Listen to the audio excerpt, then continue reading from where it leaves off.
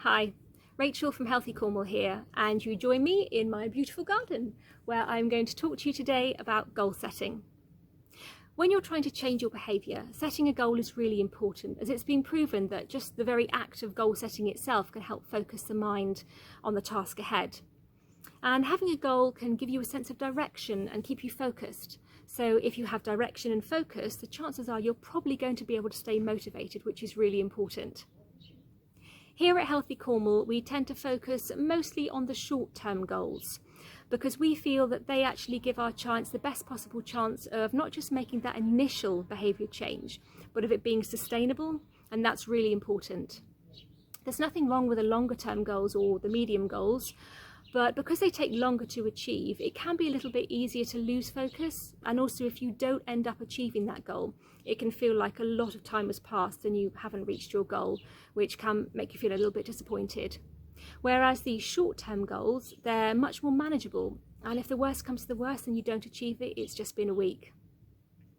So with these short-term goals, it's important to set them the right way in order for them to be most beneficial for you and to work. So the trick is not to be too vague and to be quite specific in what you're looking to achieve. So if I want to be more physically active, what I wouldn't do is set my goal as saying, next week I'm going to do more exercise. It's super vague, and how will I know if I've achieved that? I can't really measure it. What would be a better way of doing it would be to say something like this. Next week, on at least 3 days, I'm going to do a minimum of 30 minutes exercise. It's much more specific. I know exactly what I'm going to do, and also I know that I'll be able to measure it to see if I actually achieve that goal at the end of that week. So make sure your goals are personal to you and that they're very specific, and you can tell at the end of the week whether you've achieved that goal or not. So the nice thing about these short-term goals, not only are they quite manageable, but they act like building blocks. So you have one goal one week, then the next week you set the next goal, and the next week the next goal.